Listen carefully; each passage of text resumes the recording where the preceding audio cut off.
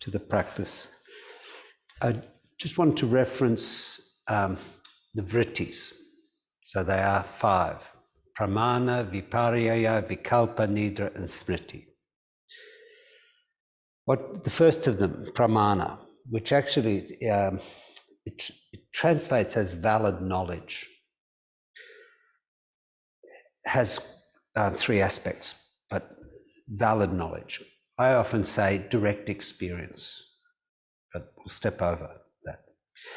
The next 2, illusion and delusion. Viparya, vikalpa. But vikalpa, if you look in some of Iyengar's writings, actually even in the sadhana booklet, I've noted it, they say doubt or indecision. Now, I use the word delusion because it's described as it's a malfunction of understanding. But doubt and indecision are also expressing something. One of the things that goes on in a practice life is that you're having to get on your mat. You're having to actually, on the one hand, you could say discipline yourself, but actually you're having to look at what comes up in you, what distracts you, what overwhelms you, what, in the very attempt to practice, what rises in you. Looking at that is what practice is about. But part of practice and part of the invocation for me is about setting your intention. I can come in like anyone else and I can be distracted, caught up in all of the things that go on in life. And your practice can get, I would say, polluted with that. But in some ways, it just comes with you. A practice is based not on its performance, but actually on its intention. We hold an intention when we act. And part of the life of practice is developing or clarifying intention. I think of it as it's a ritual. And the invocation is a recognition, it's a signal. When I participate in the invocation, it said that we acknowledge teachers, we acknowledge lineage, but actually we set something about intention, which isn't about anything other than ourselves. That ritualized space of a practice is, I think, the thing that we do.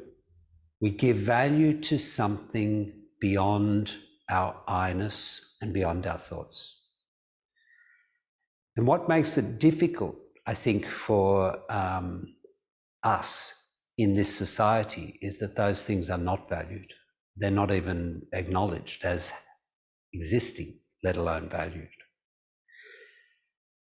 And yet I think that's what does go on. I think when we come together, we're here on a Friday night, and I think we're here because certainly because we choose to be here, but because we value that thing.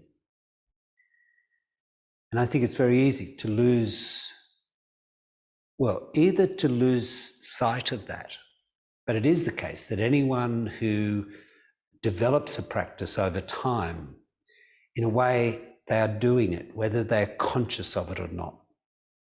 My point is that when you are conscious about shaping that world, it is done from intention.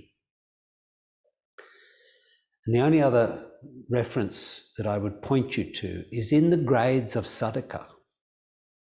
Those 4 grades of Sadhaka, table 1. The 3rd level in Vairagya is called Ekendriya. Purposeful. Well, it translates as Eka, meaning one, Indriya, one of one sense. And the word I give to it is unambiguous. Can I act in a way that is not this or that?